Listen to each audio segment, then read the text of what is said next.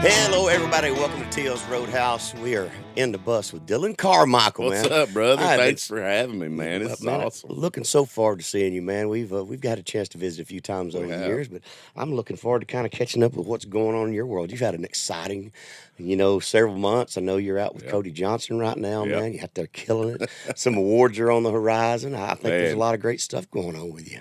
It's like every year, like 2019, 2020, 2021, everybody goes, this is your year, this is your year. And I would say that this one feels more like it than the other ones for sure, like all kinds of, just out of nowhere.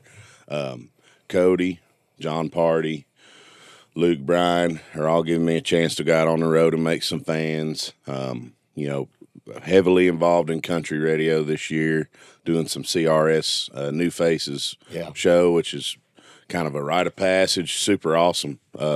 Did you do New Faces? So let's explain to everybody what CRS is. Country Radio Seminar happens usually every February, like the end of February, and it's like a multi-day convention where all of the radio programmers and the people from the radio industry come in. This is like their convention. So there's artist performances all over the place. We usually have it at a big hotel at one of the convention rooms, and it's multiple artists doing concerts and showcases for the labels and stuff. But the New Faces show is a very special thing. I was on part of the New Faces show back in 92, 93. Wow, man, that's awesome. And I was on that New Faces show with Brooks and Dunn and Pam Tillis. There was a whole slew of artists that were on there, and everybody but one of us had a thriving career in the 90s. It was pretty amazing. They've got a great track record, and anybody that's anybody has.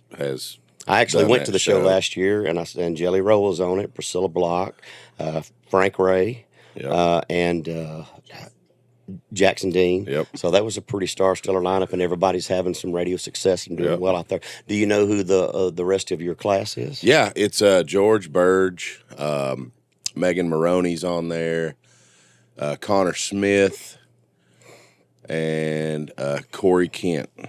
Like all those. That's a pretty stout class right there. And they've cut the size of the class down, too. It used to be a lengthy event. Y'all are actually getting to do like a small set. Back when we did it, we just did a couple songs. So it was a complete different thing because there were so many of us involved in it back then. But radio had a larger format back then. We had a bigger airplay list. I think our airplay list is down to about 18 current songs. Back then, we were playing like 25 currents, and you still had the blow-off and gold catalog and stuff. But there's a lot of it. It's just a fun thing to be part of. It really is a rite of passage. I grew up on country radio, and I absolutely respect it. I love it. I want to be involved in it long term.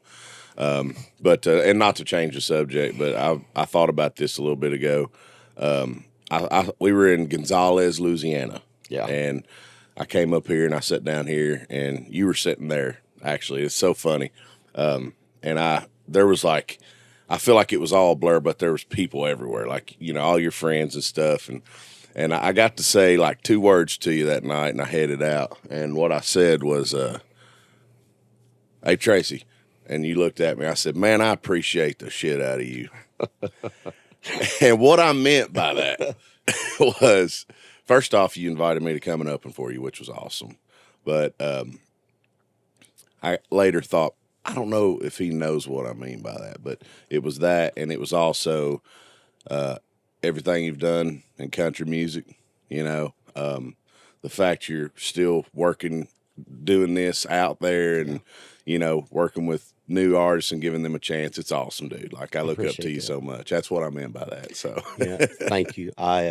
I genuinely still love this business, and I've enjoyed getting to know a lot of the younger artists and kind of seeing, it's good to see that smile and that energy, and knowing that country music has actually got some really good traditional artists that are continuing to appreciate the history and the culture of what our format's done. Man, I'm glad to see that awesome, it's healthy right now, and it's very diverse, which is very cool. Yes, it is.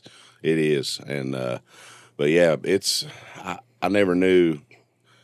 Like, because when you talk to people about, oh, man, I want to move to Nashville and pursue music, it's always got a little bit of a negative thing going, like, oh, man, watch out for those sharks down there, or it's don't forget where you come from. And I'm like, oh, am I am I at risk of forgetting where I came from?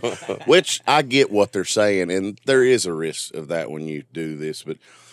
But overall, man, it's been so rewarding being in this business all the way from the very beginning. I mean, I wrote a song recently, a couple lines in it. We were paper plate poor, knocking on Nashville's doors, getting told no and turned away. Even those moments, looking back on it, I'm like, man, what a crazy life and crazy story. And really and truly, to have success in this business, it's a very small, teeny tiny percentage of people in the big scheme of things. Yeah. And if you just put it in the category of people that aspire to do this, that are Right. very, very talented, go down on Lower Broad on the weekend and listen to how good the musicians are and the vocalists and just people with incredible talent.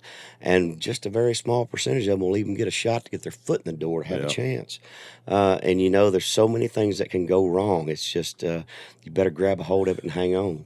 That's right. Because when it hits, you better be ready to capitalize on the opportunity. Yep. For sure, man. Yep. You've seen a lot of things change. I know. How did you land the Cody Johnson deal? It's crazy. I'd never actually even met Cody before. And everybody says, "Oh, well, go out there and make some friends, and maybe they'll take you on tour and be good.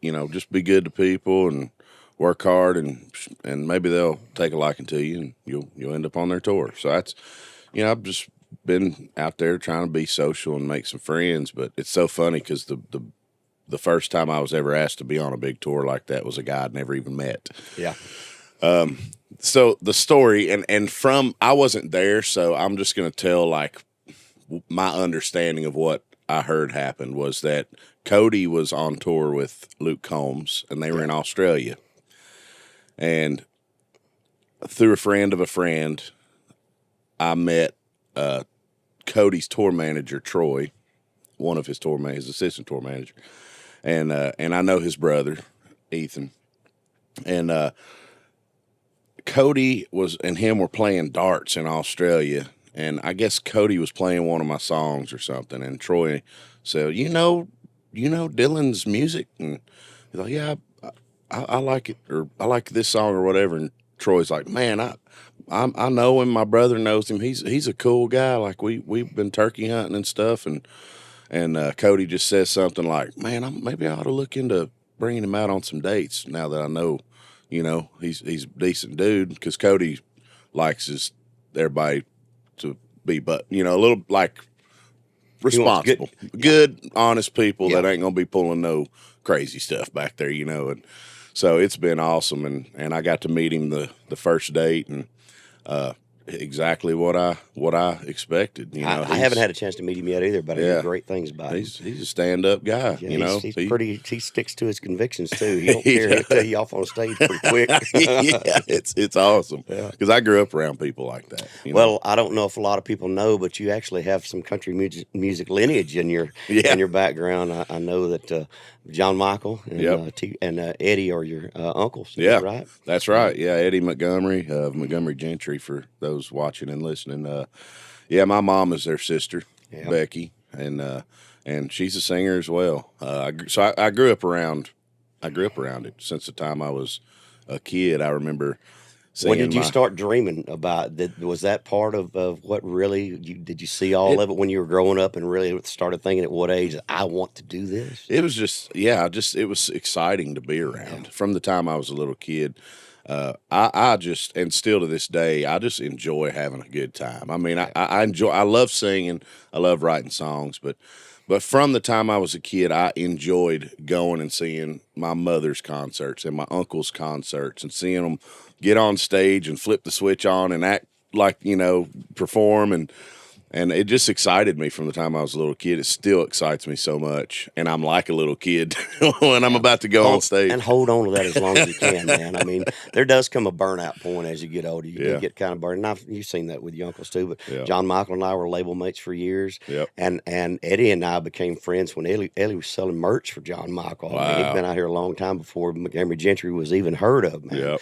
But we've been friends a long time. I think a lot of both of them, man. They're great dudes. Yeah. They really are. And that all started with my grandmother and grandfather, which is their mother and father, had a band in the 70s. They were in a country band around Kentucky, and they played all the honky tonks and stuff when my mother, John, and Eddie were growing up. And my grandma played drums in the band. Wow. Because my grandpa was having a hard time keeping a drummer. And she goes, well, I'll just learn. And sure enough, they called her Snooky Dean. She got back there and tapped away, and she finally got them figured out. And she played drums, drove their drunk asses around from show to show. Well, we all need that person. Right. It's usually not the drummer, though. Right. I don't know. Is there anybody over there that can drive after a show? Not in our bus. I don't think so. Yeah. Hopefully the driver. Well, yeah. Yeah. We kind of count on that. Yeah. They don't need to come to the shows. Yeah, we tend to hang our toes off the edge of the stage a little bit, just like I'm sure you do. Yeah, man. It's awesome, dude. It's just as awesome as I ever dreamed. What's been the highlight for you so far? I mean, is it a place you played? Is it a contact with a fan? What sticks in your mind is one of the iconic moments. Is a reaction from a crowd at a show last year? Yeah. I mean, man, the first time I ever played the Grand Ole Opry, it don't get much better than that. Yeah. San Antonio a couple years ago with Brooks and Dunn at the then AT&T Stadium. I mean, it's like 40-something thousand people. Yeah.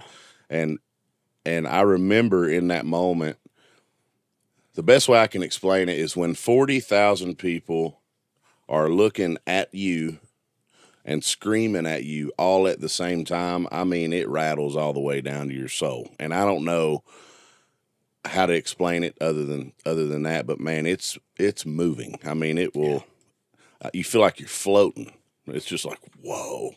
It's hard to even remember your lyrics. A couple times they were so loud. Yeah. I'm like, with ears on. I mean, I'm like, golly, it's crazy. It's so that stands out. When we went through COVID, I haven't taken time off in over 30 years, and when COVID shut us down, that was probably the hardest thing for me because I'd never really stopped. I take a break at the holidays here and there, but that's almost like an addiction. You get used to getting your ego charged up a little bit, and going out there does something to you, and when it goes away for a lengthy period of time, it's like I went through some depression. It was really tough. Yeah, I did too. Yeah, no doubt. I mean, I was willing to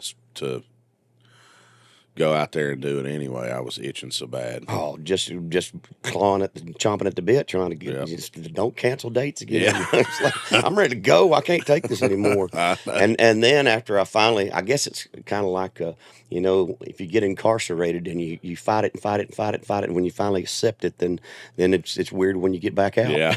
I've never been incarcerated. Being living on a bus is almost like a form of incarceration, though. Except you can drink. I don't know. I feel like they might be drinking up in prison. You think? You think they get a hold of it? Yeah, but they make that in toilets, man. Yeah, I don't want nothing out of a toilet. Oh my gosh, I haven't had a chance to work with Brooks and Dunn yet, but I've loved Ronnie's one of my favorite country singers, man. I don't think there's anybody better. He still kills it too. Yeah. I can't believe that. That actually surprises me. Never done shows with him. I mean, I'm sure at some point we were probably on a package show at a big festival or something, but I don't really remember. We've never gone out and toured together. Yeah, that's got to be pretty cool. Yeah, it was awesome. They were super nice to us. They took good care of us. Kix came and said hi to us pretty much every day. Just made sure he made his rounds. He's kind of a social butterfly, and it was awesome. Those guys are great. So what are your outlets when you're not on the road? You got to have that balance, man. I know you pulled up and saw my pond out here. He's like, I'm a fishing pole with me. I do. Man, as soon as it starts warming up, it's bass fishing, which is my number one in the whole world. What kind of bass boat you running? You know what? I ain't got a bass boat. You need to talk to somebody. I got a contact over at Ranger that will probably set you up with a boat. There we go. That's what I'm talking about. Yeah, and in the meantime, until that happens, I put my big ass on a kayak. Believe it or not. That's fun too. I mean, I like to fish out of a kayak. We like to go to some of the rivers. We got a whole slew of kayaks, and we'll float all day. Oh man, there's nothing. It's peaceful. It's it awesome. Really is. He's a smallmouth assassin. I almost patched one of my kayaks up yesterday, but I was studying this here new board. So you patched it up. Well, I need to because I've had it since God. How many years ago was that? Oh man, and it's been through hell. Because I So need to do that. it finally tore through the keel. Is that what it's called? Yeah. And there's just this little pinhole. And then last time I went kayaking, I didn't realize that. I was like, man, something's a little different here. My cooler can't be leaking this much water. Yeah. And I was like, oh, I'm taking on water. I'm about to lose $300 worth of tackle here. What's going on? So yeah, thank God I was in an area where it was about waist deep. Yeah. But as soon as I realized that it was almost too late, that's when. So it went down on But you. I didn't lose any of it. I got out quick enough to hold the top of it out. We need to talk about this because I have to do that to mine. I'm curious how you're going to do it. They've got little fiberglass kits that you can do that will patch those holes and stuff. Really? Have you seen some of these crazy guys that go out and fish in a kayak in the ocean? That's crazy. I mean, like hook on to something 200 pounds and get drug all. I'd die. Could you imagine hooking onto something that big and you're just out there getting drug all over the place? Holy crap! There's people on them stand-up paddle boards too, so they they're not even sitting down. What are they going to do with it once they get it up to the board? I took some PVC pipe and mounted it to the backsides with Like a stabilizer. They're outriggers. Yeah. And then I took a aluminum rod off the side and mounted a trolling motor to it. So I'm over there in luxury. I've got a little steering Guyvering tank. up stuff, ain't you? I got a trolling motor, and I'll go like 5 miles an hour all the way to my fishing spot. And people are honking at me and laughing at me. You an Old Hickory or a Percy Priest guy? Old Hickory. Yeah, that's where I like was Percy fish too, but I live on Old Hickory. You know, I've never had much luck. Now, Percy has some good stripers and a lot of crappie beds. And I like crappie fishing and crappie's the catfishing best too. eating in the world, Yeah. man. 'Tis the season, baby. We That's get right. close. I know. I mean, I went yesterday. Yeah. Itching. Getting that time. You deer hunt at all? I do, yeah. Come fall, I start shooting my bow about, let's see, maybe like August or something. Start getting those muscles worked up. Oh, yeah. And then season comes in. I hunt out in West Tennessee, and I love it. It's my second favorite thing to do. And I eat venison all winter. Absolutely I love it. I eat it up, man. I can't. But yeah, it's that. Those are my two outlets, and it sounds like the biggest. Sometimes I hate saying that when people ask, because it sounds like the biggest country singer cliche ever. Hunting and fishing. Yeah, but it's really like such a part of my heart and soul. But really and truly, for most of us that grew up in small towns and country, that's a peaceful solitude time where you get to think, ponder on things. Oh yeah, I like getting on a tractor and riding around by myself too. Yeah, I spend hours out there bush hogging the fields. Anything like that, where when you're out here on the road, you're so inundated with stuff. You got to be on all the time. There's always somebody needing something, or meet and greets, or radio stations to visit. All the things that you have to do.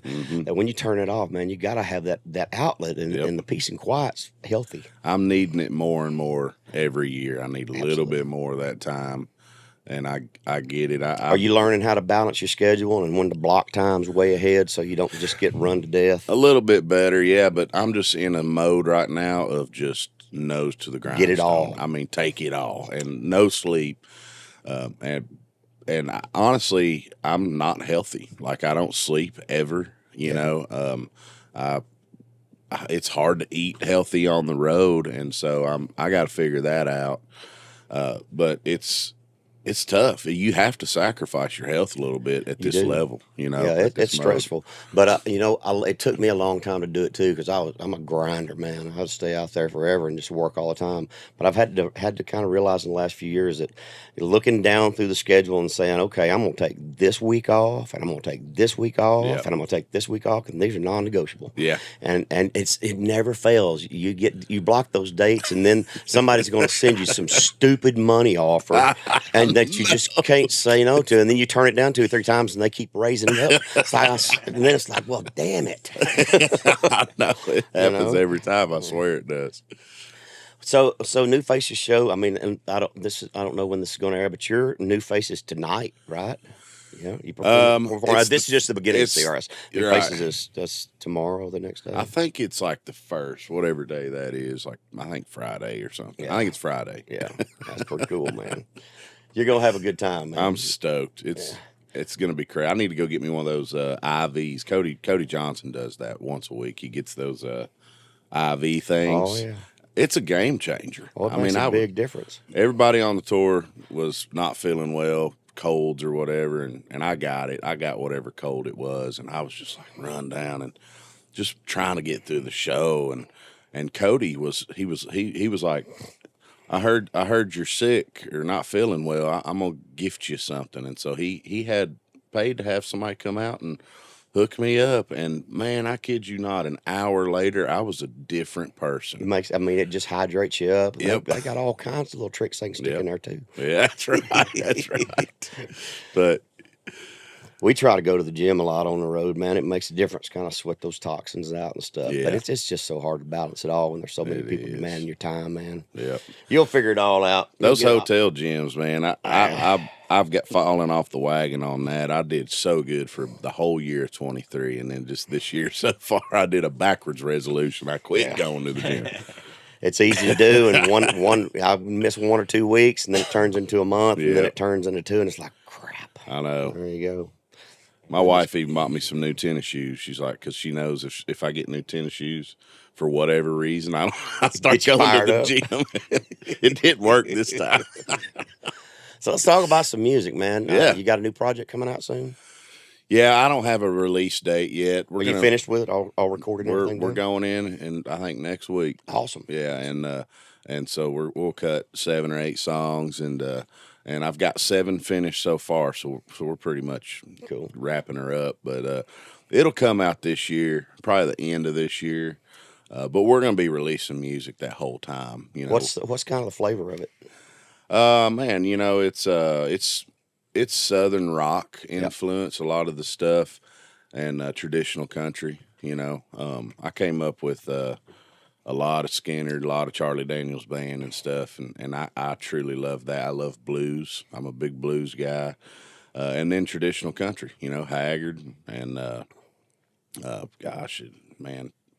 Willie and all those. I love Waylon and I love Jamie Johnson when Jamie came out, and of course been a fan of your music for such a long time. So I get that traditional country heavily as well.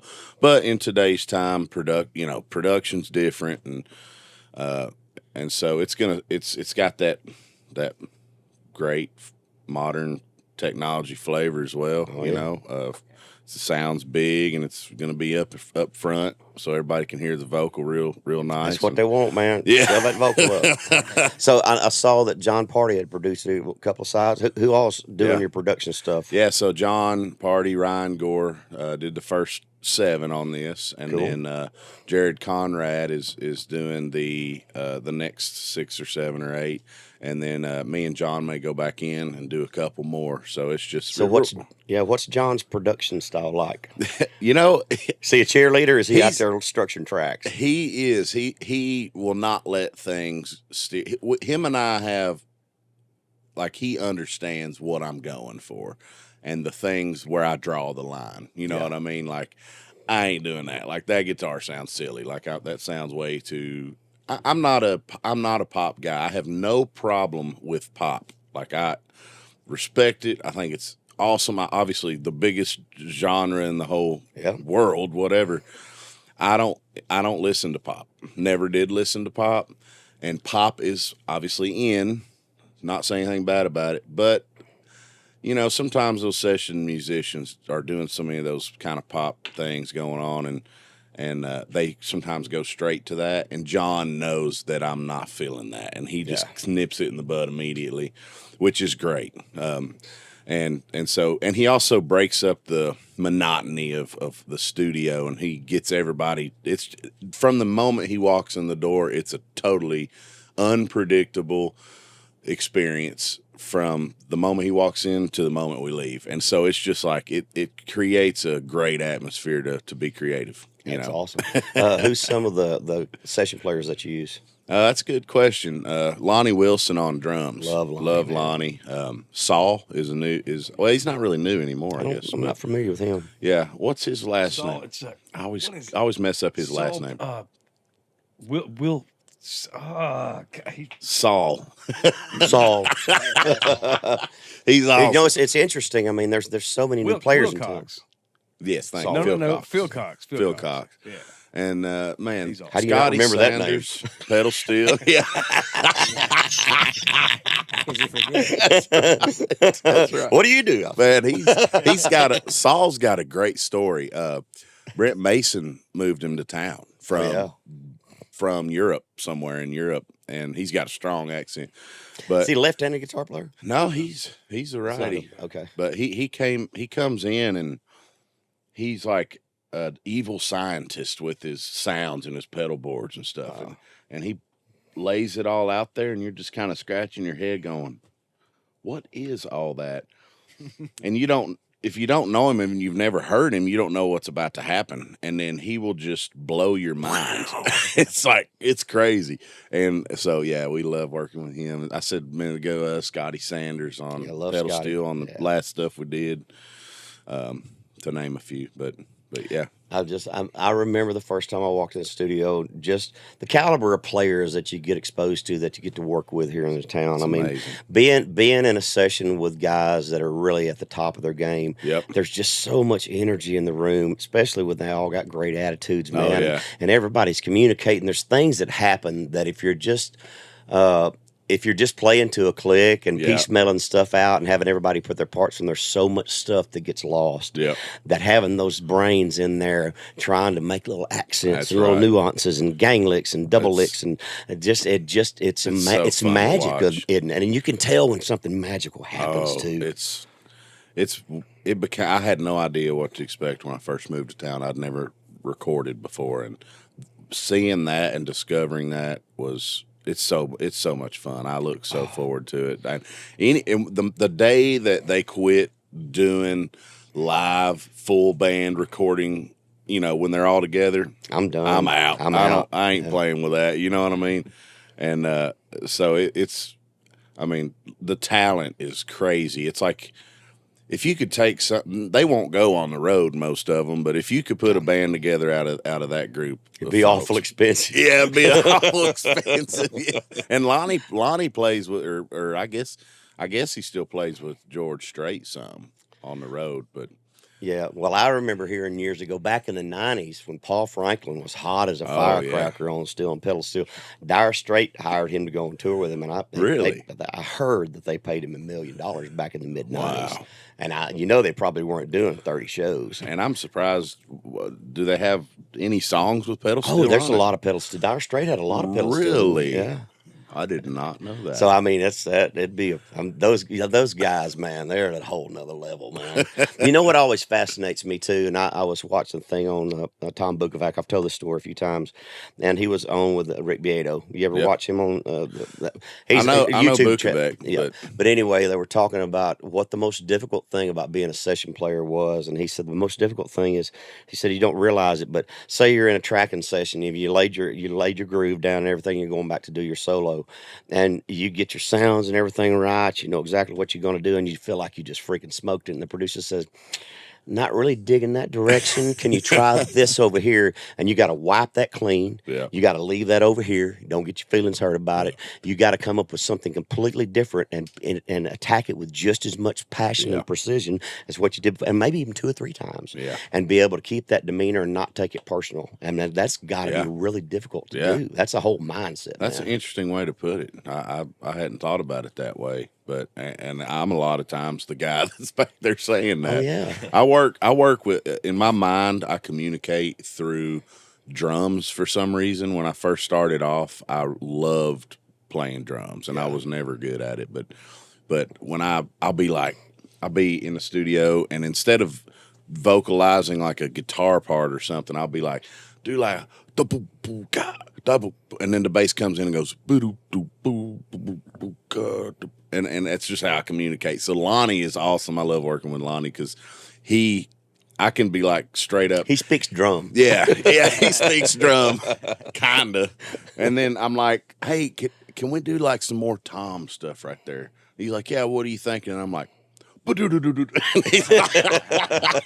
don't know the numbers. I'm not like, oh yeah, that's a 6/7. I'm just like, boo, boo, boo. He's cracking up at me, but he's cool. He gets what I'm trying to say, and he nails it every time. Oh, he's been around a long time. He's played on a bunch of hit records, man. Just to name one was Time Marches On. Oh, really? He played on that record. Yeah, I didn't know that. Wow, man. Him and Joe Diffie were real tight, my old friend. That's man. right. Joe and him worked together a lot, wrote a lot of songs together, cut a lot of sessions together, man. Gosh, I got to meet Joe a couple years before he passed, and I ended up naming one of my dogs after him. But well, he'd be proud. Yeah.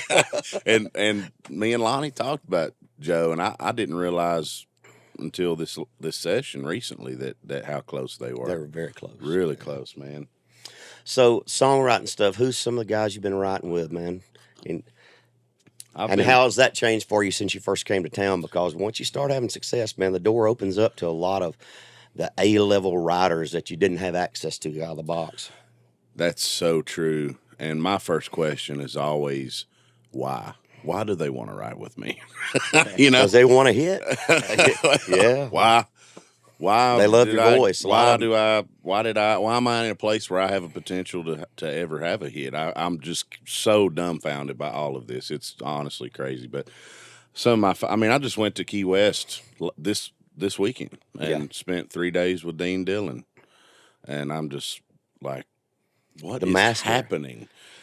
Casey Beathard's one of my favorites. Yeah. Casey and Phil O'Donnell, us three get together and do some awesome stuff. I know she wrote with, was it David Lee Murphy? David Lee Murphy's on there. Yeah. Yep, I love writing with David Lee. Yeah. Man, who else? Randy Montana. His dad's Billy Montana. And those guys are incredible songwriters. Dan and Reed Isbell, been writing with them a lot lately. They're awesome. I've really came into my own little clique, people that understand what I'm trying to do, but will challenge me at the same time, in a sense of pushing me to experiment. But they know when I'm like, I don't know, that's not me. They'll be like, okay, no problem, But do you?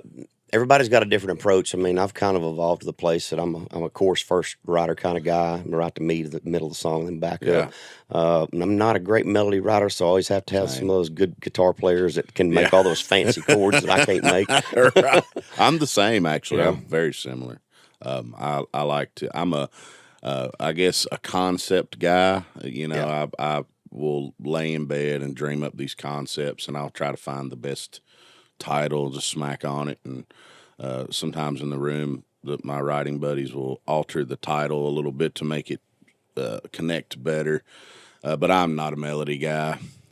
My melodies are super dated, which is good. Yeah. But they usually take my melody and throw it in a blender and do their thing, and then they'll pitch it, spit it back out, and it's always better than mine. But yeah, it's and then I love starting at the chorus because it's like like you said, you want to get that meat of what you're trying to say, and first, or at least I do, and then verses.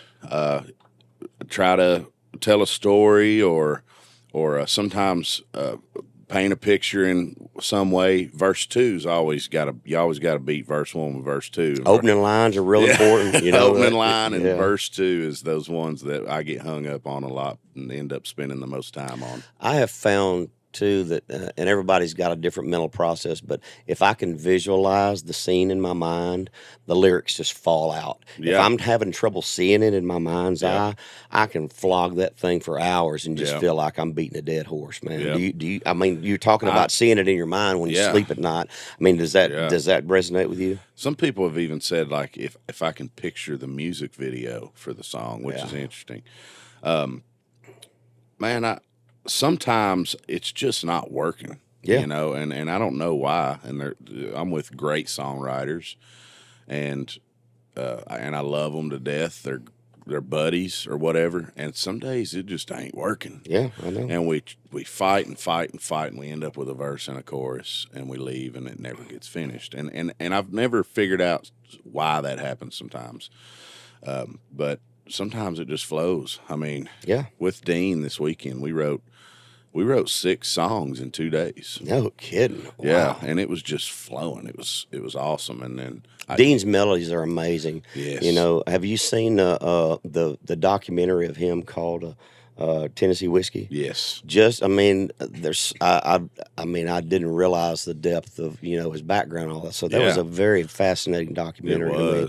But just his mindset of trying to understand, just the pop melodies and how he really brought a lot of that into country. And that's what attracted me to George Strait in the early 80s when all that stuff came out, was a completely different melodic structure than anybody else was doing. Yeah. And it's getting harder and harder to find things that are unique. I mean, we've played all the chords. We've sung all the notes. I mean, know. it's so hard to find something that's unique and different. Isn't it? Well, he had the problem. He admitted that he had the same problem in the 70s, where he's like, man, if I could have just been doing this in the 50s. Yeah. He's like, in the 50s, so much was invented. And he's like, man, if I really could have capitalized on that. But he said that he heard, if I'm not mistaken, it's James Taylor. James Taylor was a big influence on him. He said he heard James Taylor live when he was a young man, and he instantly thought, man, if I could write country lyrics and apply my country lifestyle into those kind of melodies and that songwriting style, he's like, that could really, turn into something. And then that essentially happened to be what George Strait loved. Yeah. And his stories are incredible. He went on and I'll say this because he's very open about this, but back in the 70s and 80s, he was at Nashville Palace in Nashville, and Jeannie Seeley walked up to him and said, you're that new kid in town that everybody's talking about. And he's like, I reckon I don't. And she's like, well, I hear you write really great songs, and I got somebody I want you to meet. And back then, so different, but she's like, hop in the car with me. And he said he's riding in the car with Jeannie Seeley, and he's just like, this is weird. And they show up to this house and goes in, and Hank Cochran's sitting there with a Pabst Blue Ribbon. Yeah.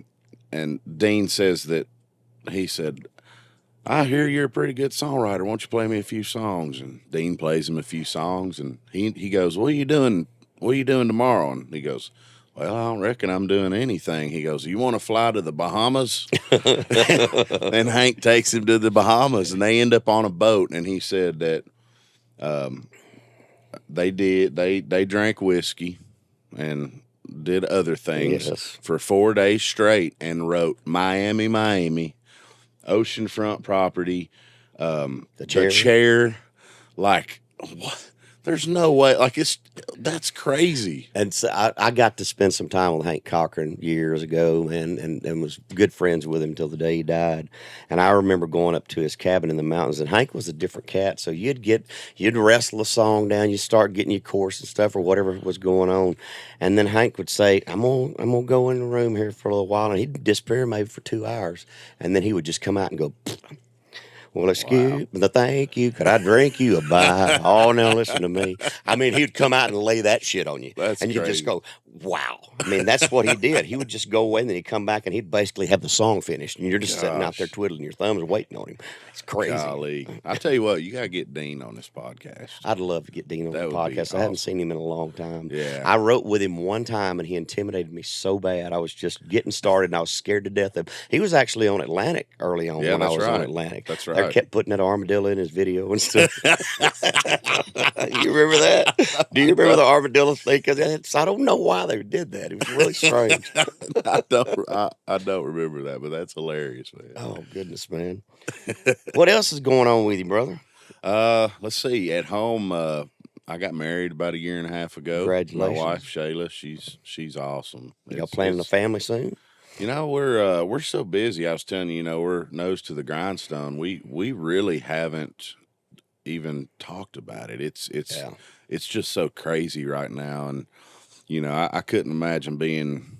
Of course, we would figure it out, if we needed to, but I couldn't imagine being able to be any kind of parent at this. It's hard, without it really having a strong impact on what I think I would really have to slow down a lot, You're not at that place yet. Not there. I just don't think the timing's right. Yeah. Of course, if God wants it to happen, he'll make it happen.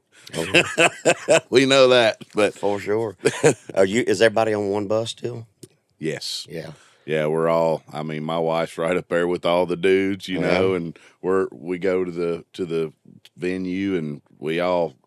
I'll stand by it's like sports showers in these arenas was where we're showering, and so we my wife goes in there and I guard the door, and and the guys will walk up with their towels. I'm like, Shayla's in there showering, or whatever, and she's adjusting to the road life. Yeah. I mean, she does not come from this at all. She's not historically throughout her life involved in the music business, except back in Kentucky, her dad owned honky tonks. So Gotcha. there was music around, but this is just a total thrower. She just got thrown in the fire, and she's like, I asked her the other day, I was like, what? Like, we don't talk about it very much, and I was like, we don't talk about this, but like, is this still pretty crazy for you? Like, now we've been together 5 years, and she's like, I'm getting pretty used to it. I'm like, could you ever? Imagine if you would have settled down with some guy back home, one of those farming guys, or somebody you went to UK with at college, one of those they end up being a doctor, and he's home at 6 p.m. every single day. And she's like, well, that just sounds boring. I'm like, well, you got the it comes with a lot of BS, but it's an exciting life, and we really enjoy it, and she's cut out great for it, but yeah, we live on the road essentially. We're not even trying to buy property in Nashville or anything. We're just literally living on the road, just living as simply as we possibly can. We got 2 little dogs that are 4 pounds, so they're in a bag. They travel with us everywhere we go. I love it. But yeah, I'm just in a really great spot, enjoying my life and enjoying the job I get to do. They say when you're living your dream and doing what you love, you never work a day. And so far, that's 100% true. Like, I feel guilty sometimes because I'm like, I know there's people out there doing. I'm glad you brought that word up, because I struggled with guilt early on, man, because I came from, I didn't have nothing. I moved up here with nothing. Yeah. Don't let that consume you, Yeah. but it's a very real thing, because you start to feel guilty about being successful, and people prey on that if you let them. Yeah. You got to be real careful. That's a great point. And honestly, I never thought too much about it. And I just said that so casually, but yeah, it's But it's a natural thing. I know a lot of people. I've talked about it with a lot of my peers from the 90s, just about the guilt. I gave a bunch of cars away, just stupid stuff, and it's just, but you just want to share it with the people that you care about. You really do. That's exactly where it's from, because there's something about seeing people. I know people that make a ton of money. Just have everything you could ever want, and they just their life is, they hate their job so much, and I even feel guilty towards that, because I'm like, man, why did I deserve to get to do something that I enjoy and love so much? It almost makes me like talk about the not so great things about this to make it not seem so, but it really, I it's I get great discouraged, life, man. but it is to do something you enjoy. And I don't think that's just necessarily specific to the music business, but if you dream about being a farmer, farming's tough, to make but some people, I got friends back home that's all they ever wanted to do. They went to ag school and learned about crop rotation and fertilizer and all those things that went into it, and they eat, breathe, and sleep it every day, and they struggle from the day they get up to the day they die. And love every minute. They do.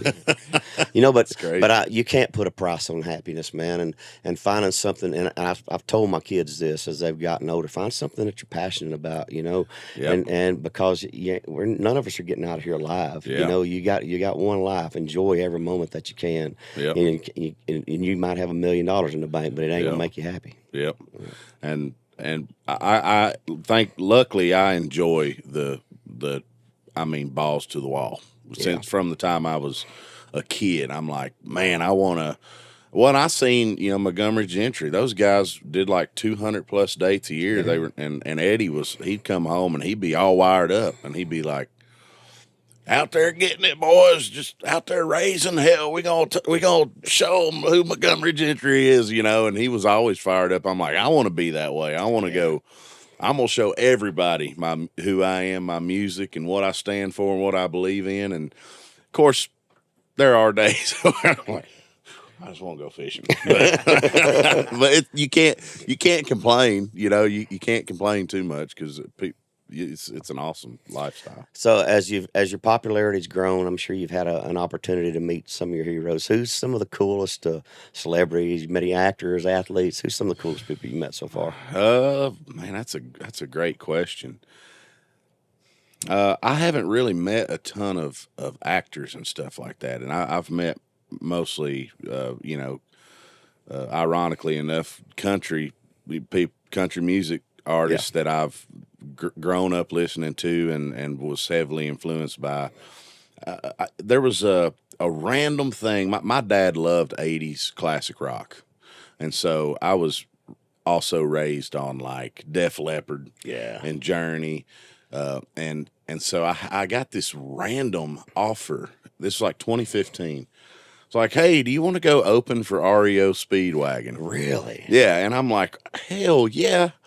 And which is so weird because I'm singing country ass music and then REO goes on after me, and it was totally weird and different. But I met Kevin and the rest of the band, and I actually kind of became friends with him a little bit. And I saw him in Boise, Idaho, and we just sat and talked for a while. And there's something that hit. What do the kids say these days? Something that hits different about that.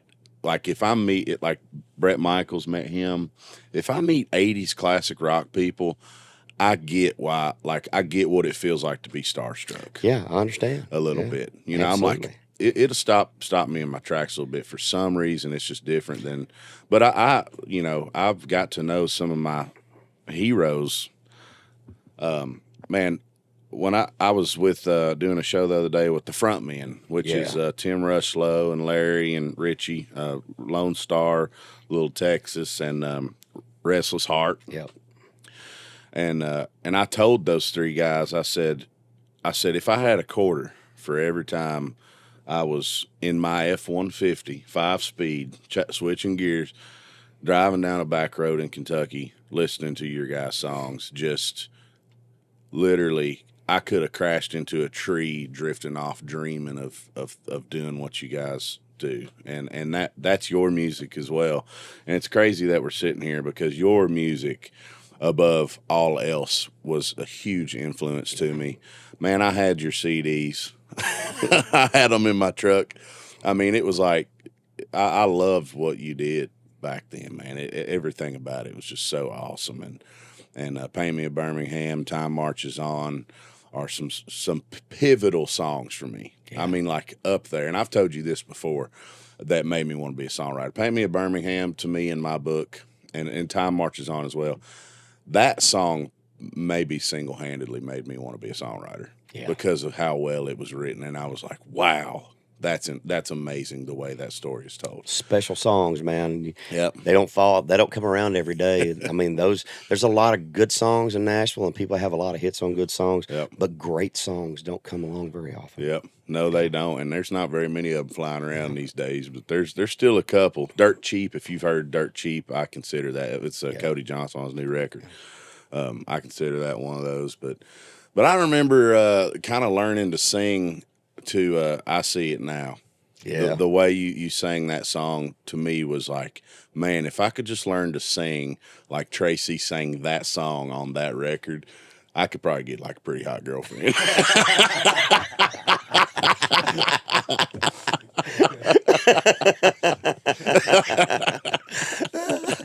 Oh, good. The waltzes were very good to me. It's awesome, man. Yeah, we had some great times. That was before cell phones, brother. Yeah, it was. It was. And thank God. Yeah. Thank God I was not a kid or a teenager when Facebook and Instagram and phones. I enjoyed being a kid and a teenager. I didn't care what other people thought about me. I wasn't on that. Like, I feel like kids these days are always comparing themselves to everybody else. It's not healthy. It's not. And I didn't give a shit when I was growing up. I had a pickup truck. I had the crappiest Ford in the world, and I didn't know. I thought I had the best truck. I did. And I just rode around back roads and listened to music, and I wasn't always on my phone. I mean, I'd would soak everything up. I would go fishing and I wasn't lost in a cell phone. I was enjoying just being alive, and I don't know if that's like that now, but I barely missed it just by a few years. You know, music back then too. I feel like it was more special, and I spent so much time in my piece of crap car going to a jamboree or to a crappy honky tonk to play. I mean, it was my whole world. The music was constant, and I was singing all the time. You know, it was just it was a different experience because we had to wait in anticipation for the new material coming from our favorite artists, and you know, and I just don't think it. You know, I'm hoping that some of that's coming back, but when you have access to the entire world in your palm of your hand, you don't wait for anything. Kids, the instant gratification is just it's right there all the time. It's like a drug. It's like a dopamine dump, and when you use up all your dopamine, it's gone. I mean, it's like that. I feel like phones are just always doing that. It's just like robbing people, but I could rant on that all day long. And a lot of, you know, but it's part of our culture, and it's dug in deep, and my kids are experiencing. I mean, when we had that little cell phone outage from AT&T shut down the other day, and my wife thought I was going to lose my mind. I kept picking it up, and, you know, I know it because I mean, I'm playing a YouTube something, or I'm looking at my text or emails, or it's like, dang, man. Everybody is susceptible to it for sure. But you're talking about honky tonks, and I played a bunch of honky tonks. I think that might be kind of going away a little bit for like, the TikTok and stuff. Some of the artists that are blowing up from these online things, and they've never played honky or ever a show in general. And I think it's interesting. I don't know if I learned something or have an advantage in any way, the fact that I played honky tonks growing up. I want to think that I learned something. I have more to offer because of it. But I did. I remember, and I was in Nashville working during the week, working security, and I'd lost my publishing deal. So I wasn't writing songs. Nobody wanted to write with me because I didn't have a publishing deal anymore. I was literally working security, checking IDs Monday through Thursday. And then on Thursday, I would drive up and play all weekend in Kentucky at bars around there. And I had a band up there and everything. And I did that for 2 years. And I did not do any music business related activities for that whole 2-year period. I just worked my ass off morning to night at that honky tonk as a security guard. And I was like, why am I here? You know, I was sitting here going, I'm a security guy in Nashville. That's my identity. Why am I here? I can go back to Kentucky and play these bars and get a job up there and just keep doing this. Thank God I stuck around. But those honky tonks, man, that was a wild time. I remember pulling up. I had no money. They wasn't paying me nothing. I had a Jeep that I had somehow managed to get running. It wasn't even legal. I didn't even have plates on it because I couldn't get past the emissions test and couldn't afford to get it fixed to pass the emission. I was like, well, I got to get where I'm going. I'm just going to drive illegally. And I did for like 3 years. I drove that thing around. You learn to watch your rear view mirror and turn. Anytime cop pulls up behind you, I'm going to turn in the parking lot somewhere. Right. I've experienced it. And I pulled up to that honky tonk, and somebody laughed their hind end off at me. I think it's funny now, but I was kind of pissed. But they were laughing at me because I carried a brick in my passenger seat because this old crappy Jeep, the parking pins had broken off. So if you put it in park, it didn't do anything. It just rolled. So when I parked my Jeep, I kid you not, everywhere I went, I would stop my Jeep where I wanted to park. I would grab this brick, keep my foot on the brake, and open the door, and as quickly as I could, let off the brake and jump out and throw this brick up under the tire. That's how freaking broke I was, man. And if anything, I got those stories out of it. But like all that, I thought I was like going to college for country music, playing those bars and being broke and all that. And I don't know if it ended up helping, or I definitely became a better guitar player and probably a better singer. I was smoking cigarettes all Damn, day weren't and they all good. night, drinking whiskey, playing 4-hour shows, just no breaks. And there was people fighting and glasses being broke and stuff being thrown at me and sleeping in my car because I didn't want to. I've always been, I don't want to drink. I've never drank and drive. That's been my number one rule. But I would sleep in my car if I had too much to drink and just like killing myself like in my early 20s. And I'm like, now people blow up on TikTok. They skip the whole thing. And you know, there's something to be said about paying your dues in the honky tonk too, because you learn how to structure a show. Yep. You learn how to interact with the crowd. You learn what time of the night after. You know, if you're doing 4 or 5 hour sets, you structure things in because your whole job is keep people on that dance floor. That's if you're right. not keeping them out there, they're not drinking. That's if right. they ain't drinking the bar, ain't hiring you You ain't back. getting- So, yeah. but there's a lot of lessons to be learned That's true. that are very important as you do get an opportunity to shine. Yeah. And I think a lot of these kids, and I've had several young TikTok artists on here, and they're nothing getting against that. and you know they're taking a different path, but I think their learning curve is a lot different. And some of them just aren't ready to go on the road yet. Yeah. You know, I felt the same thing about karaoke. You know, you're not going to learn how to navigate a full show by doing a song here and there. Right. You don't learn how to work a crowd or work a Right. room. It's just difficult. Yeah, that's right. That's a great point. And the other thing too is what I've learned is that no matter how big the crowd is, if you treat that place like a honky tonk, they're gonna eat it up. 20 or 20,000. Yeah. It might be no difference. They're gonna eat it up if you Absolutely. do that. And I think what I mean by, obviously there's some things if you treated it like a honky tonk, you wouldn't be utilizing the giant stage you're on. But if you go up if you play, when you build your set list, if you build it around just a flow state, a certain flow state, like you would a honky tonk, like you said, to keep their attention or to keep them on the dance floor, that's universal. That's going to work for 10,000 people, and it's going to work for 30 people. Absolutely. You know.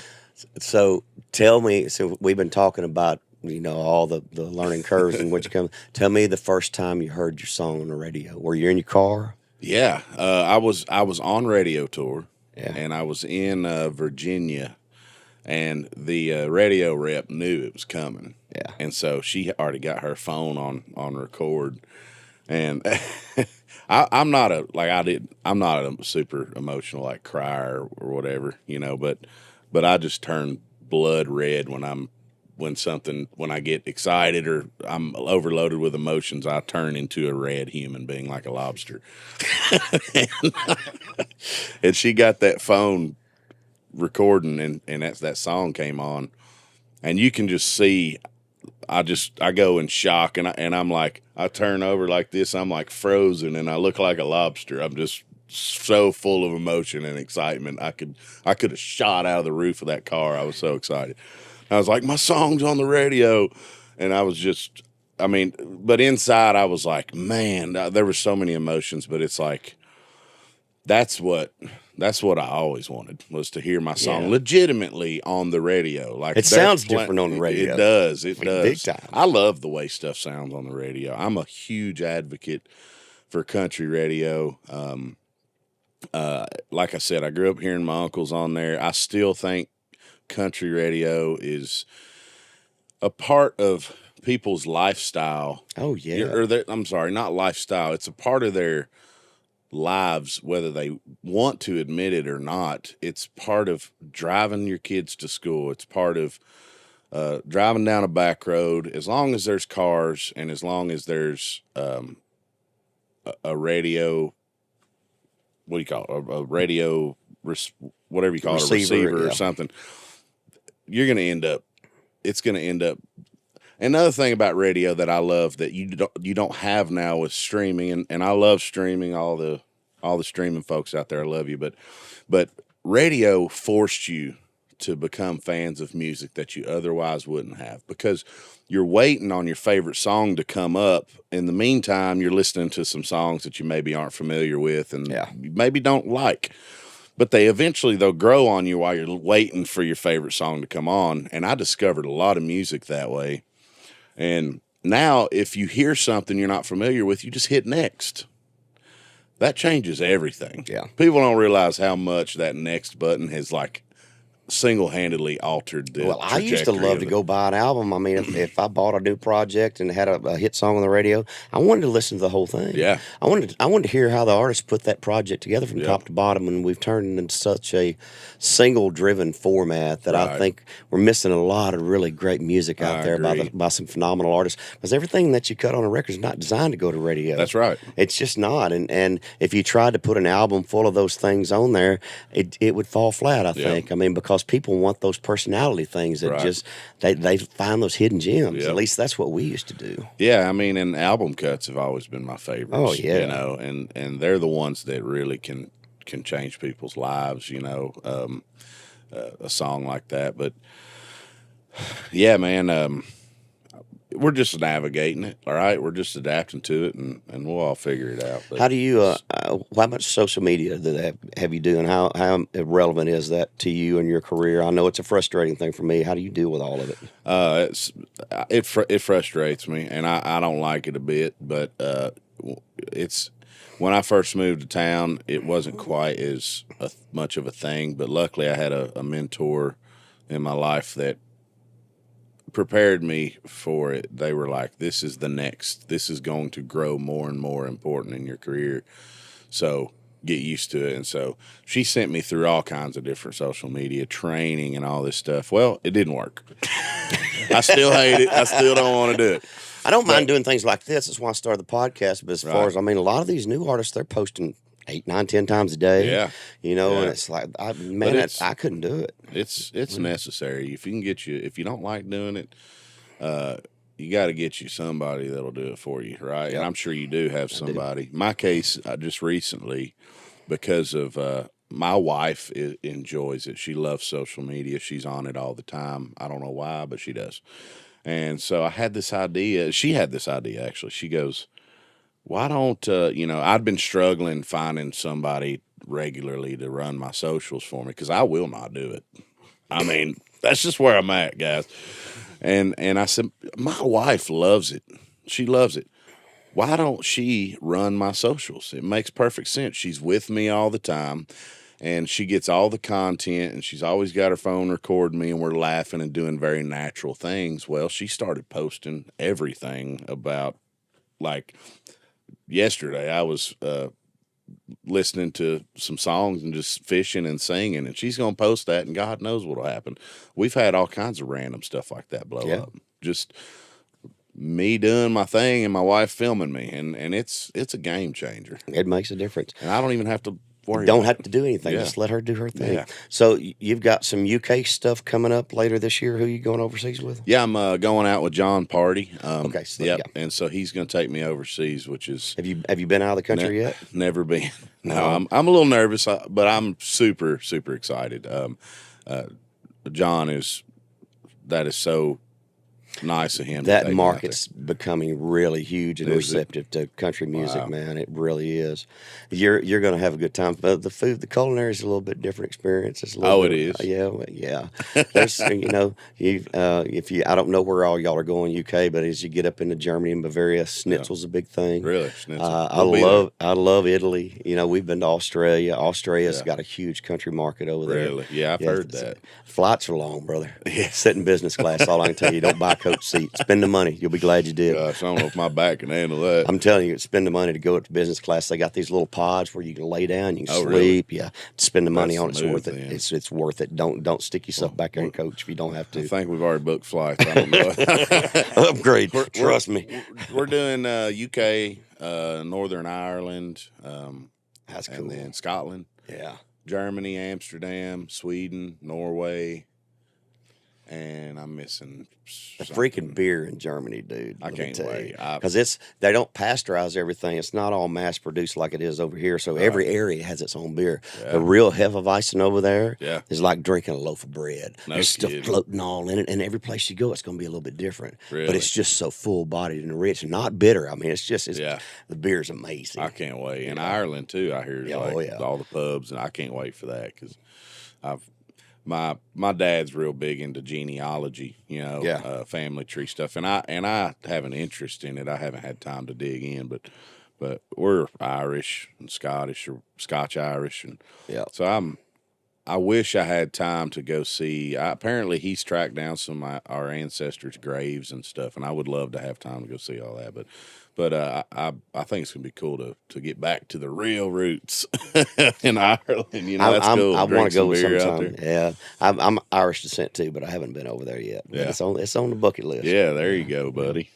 So what do you see for the next 5 years of your career? You got a goal in mind? You just gonna grind it out? You got any plans? I mean, is there a step list that you're looking at, that you're thinking about? Yeah, I want to have my own like real tour, and I'm not talking about, oh well, let's just get a run of dates and we'll slap the word tour on it and then we'll act like it's a tour so we can flex for everybody. Oh Yeah. I'm talking about a real legitimate tour, a headlining tour, and I'm a road dog. I want to play all the dates. I want to be gone on the road all the time. If I had my choice, I would never be in town. So that's one of my goals, and whatever that looks like, whether that be 1,000-seater venues or 10,000, whatever, I'd love to reach that goal. We talked about radio a bunch on here. I'd love to have a number one this year, and then be working on my second number one, by the end of the year, and have that figured out, what we're going to release, and have it all primed up and ready to go. If it's going to work its way up that direction, up the chart, it'll be right in the summer, fall is when it'll be old enough out there. It's either going to be where it's at in the 30s and fall off, or it'll push through. We'll see. So that's a goal. And continue to build my team, my everything from the crew and the band on the road to Nashville, what we're doing in Nashville, the label and management and everything that's going on. And maybe my wife gets into starting her own social media company, and she's building her team and working with other artists, and just getting that team, and not just anybody, but finding the right people. Because that's hard. That's hard to do, find the right people. So those are just a few, but what you got going on? What goals you got this year and stuff I'm like out that? with Riley Green right now. Oh, cool. We're killing it That's out there. right. We just had our first weekend on the road, and shoot, man, I'm writing a bunch right now. Got a lot of people on my schedule, and I'm going to be going in the studio, looking at probably the first part of May to finish up. I cut an EP last year. I got 6 songs in the can. We just dropped our first single last week, but I'm just working, man. right. Just doing my thing, doing my podcast, doing my radio show, and Awesome. getting to visit with interested cats like you, and kind of see what's going on in the new world of country music, man. I love this because I'm getting to develop relationships with people that we'd see each other in passing, and we've had a good friendship over the years. But to sit down and really take the time to talk to somebody and get to know them, I find that very fascinating. I'm enjoying it a lot. This is awesome, and I haven't done many of these. I did. Justin Moore has one. I did a couple 2 or 3 years ago, but I've had a few opportunities to do it, and I chose to, for whatever reason, it was just a gut feeling. I'm like, I want to make sure that it's one that I really care about. If I'm going to do it, I don't want to just go do every podcast that comes, because like writing songs or recording songs, even I want to do something that means something that I'm excited about, and that is important to me. So same for podcasts. This was when this came up, super important to me. I'm like, it's a no-brainer, but yeah, this is awesome. I mean, well, I watch a lot of podcasts, and just to kind of stay in touch with what's out there, and I some of them are a little bit hard hitting. Some of them go a little bit too political, and I'm more interested in the music and what inspires people and what motivates you to do what you do and where you came from, and just the story, and it's and I find it very fascinating. No matter how different we all are, we have common ground because we're passionate about what we do. Yeah, and I respect that a lot. Right. And whether you're an actor, if you're passionate about your craft, and you're a decent human being, because there's a balance there too. is, yeah. and not getting carried away with it and letting it all go to your head, man. There's a cool balance that you got to hold on to. Do you ever do other podcasts outside of this? I do. We've tried to spread out and do a few more. I've done a handful of them, but it's just between this and all the stuff, I don't have a lot of time. Yeah. I take a couple of days a week to do stuff at home. I still have honeydews. I have a wife. I have to go out and work in the yard and take the trash to the dump and deal with the dogs and go to the vet and all that stuff too, just like everybody else does. Yep, that's right. Yeah. That's awesome. And the reason I ask that is because we've talked about me a lot. But this is about you. I know, but I'm not good at that. I'm just. But, it's been interesting. But yeah, it's gosh, I was trying to think before I came in here, like just stories, because being around Dean this weekend, he's got the most incredible stories, and I was like, I don't tell stories as much as I probably should. I feel like sometimes people want to hear those stories, and they influence songs, great songs. So I've been really just lately trying to rack my brain and trying to, like the brick and the Jeep story. I'm like those little things, just trying to dig in there and find all the Is there a song in there somewhere? Yeah, the brick and the Jeep. The brick and there's a song in there somewhere, brother. Don't let it slip away. Yeah, I think it would have to do with being broke, or something. But that Jeep, man, I have a 2018. I broke down and got me a new truck a couple years ago, and a few years ago, in 2018 GMC, and I'm still locked up in that buying crappy vehicles thing. Like, I'm not used to having a new truck, but that thing has never broke down on me. Being a new truck, I'm like, wow, this is awesome. I'm so used to my vehicle breaking down like once a week and having to get up under there and figure out how to fix it and replace the water pump and stuff. And now all that. Oh, you have a bus. I'm sure you're breaking down. Oh, well, that is a never-ending journey. That is a great point. I don't know why these things break down as much as they do all the freaking time. Yeah. And it's funny. I think the last couple of times one of my buses has broken down on the side of the road. Gary Allen's people have been coming by, and they're always gracious to stop and haul people on into town. And they broke down recently. Didn't we have to stop and pick some of their guys up recently? You were probably passed out. You don't know. So what happens? The bus, you back up and hook up to their bus and pull their bus? Oh, no, but you have to call a tow truck. I mean, we've been broke down on the side of the road waiting on a tow truck. I mean, like at Dixon. Right. And so they just bring everybody on to town and drop people off wherever they. But we're all out here together. Some people stop, some people won't. It just depends on how well you know them, I guess. Yeah, man, there's no doubt it's a thing. And I saw a guy, he's a new artist. He was posting his first weekend out as on the road, and he was like, man, the van broke down, and he was the whole thing, and he was like, we popped a tire and we got there, and there was no one there to let us in the building, and we're sitting out here in the city and like with all of our guitars and stuff spread out, and we were like worried somebody was going to come up and steal our guitars. And I'm like, that's the road. Like that's just a normal weekend, right? Oh there. Yeah. We got so much crap. We're always popping a tire on a trailer. Oh gosh, it's constant. It makes me nervous just talking about it. I'm over here knocking on wood just this whole conversation. So you met these boys back there. Junior plays guitar in the band. He plays guitar, and Scott's the piano player. So That's audio and video back there. So give me some good questions. Scott works on a question. He's got something really good worked up. I just feel it today. I just feel it. I'd heard that you have an e-bike. Is that right? Wow, I do. I do. Have you ever had a close call on that thing? Was that hard to learn how to use it? Not on that e-bike, but I've done the electric scooters, like the Birds. Yeah, I like that stuff. I love when I get to a town, if I have time, I like riding around, and I don't know. I always loved motorcycles. I won't get one because they're dangerous.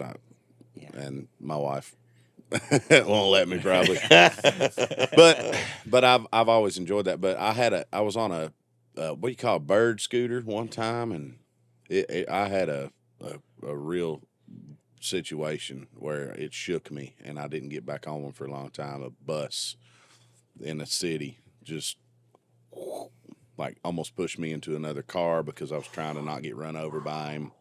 And he was like just totally ignoring me, acting like he wasn't driving a giant bus, and I was on this little scooter. He just basically didn't care, and I was like, man, it can happen so quick. So the e-bike, the story behind that is it's called Baku, and it's a hunting bike. It's for hunting. So I don't have like a four-wheeler or anything like that. Basically, it comes with a deer trailer, and or a game trailer is what they call it. You hook the trailer up, you ride the bike up into the woods. It's got a gun mount, rack and a bow rack. And you put your bow on, get in your camo, pull this trailer up to your hunting spot. And if you harvest an animal, you take that bike, pull it up to it, throw it on there, and it'll pull like 1,500 pounds. Wow, easy. that's awesome. And it's got a battery, so you just charge it up, and you can pull your game out of the woods. And then, of course, for fun, I'll throw it in the trailer and take it out and ride down the beach or go find a park somewhere and ride around. And next time we run into each other on the road, I'm carrying. I got carrying 3 of them out with us. Oh, nice! Yeah, we'll have to go out and especially some of these places you go, they got all kinds of trails and oh yeah, it's there's awesome. I love it. Yeah. It's one of my new favorite things to do. But if I ride with you, we got to get some vests and start like an e-bike gang. Or okay, something. I'm all about that. So you mentioned the those bird scooters. So bass player and myself, dude, we spent at least $1,000 renting these things. Oh, It's like $40-$50 at a time, but yeah, we've done it so much. It's like, man, we ought to just buy one of these things. But when you hop on one of those bird scooters, I always have a theme song going on in my head, something like Lowrider or Money for Nothing. What would be your theme song when you crank That's that bird good, up? man. Oh gosh, man. You named a couple good ones there. What would mine be? Got to have something with a groove. Now you caught me off guard on that one. I'm trying to think what would my song be. Like probably like Freebird or something. there you go. Play that funky music. There you go. Play that funky music. That don't make sense. I don't know why that's what popped So up if you in my were a head. wrestler, that would be your walk-in music. What would your walk-in music be, Junior? good question. What would your walk-in music be? I love Lowrider for some reason. I just love that. I'm really that curious the- about what Scott's walk-in music would be. If you were a professional wrestler, what would your walk-in music be? Well, probably. Super Freak. Sure. No, you got to come up Eye with of the Tiger. How about okay. That's a good There one. you go. Wow, Yeah. that is a good one. That's some Donald Trump stuff. I'd probably go some Clyde Waylon Jennings. Clyde. Hell yeah. What's that, buddy? I said Clyde by Waylon Jennings. That'd probably be my Yeah, there you go. Vanessa and Grease. That's awesome, man. Well, brother, I sure have enjoyed visiting It's with you. I been know you got a awesome, man. busy Thank week you. going on at CRS. Yeah, are you going to be down there at all? I am not. We have a couple more podcasts tomorrow, and then I'm leaving tomorrow evening and heading back out with Riley. So Oh, we got nice, a full man. weekend. Well, tell Riley hello. I I just sure saw him will. a few days ago. But He's such a good dude. he man. is. He's he really awesome, is. man. He's, Puts on a great show. He's been killing it, man. Yeah. Big crowds too. It's been awesome to see. he's crushing it. He took me on the road with him one time, Yeah. and I was just opening for him acoustic, and he was real good to me. And he took me on a couple hunting trips with him, and I was like, man, you can't be that good looking and be that good of a guy at the same time. It just Yeah. You're not supposed to get all the good things. Come on. You got to have some bad trait in there somewhere. He eats healthy, looks good, works out, yeah. It is great. Music's great too. But yeah, man, thanks for having me. This has been Always a awesome. pleasure, brother. Yeah, let's do it again. Much continued success. Just stay Thanks, safe Tracy. out there, my friend. Dillon Carmichael, We'll do, everybody. brother. Thank you. Yes.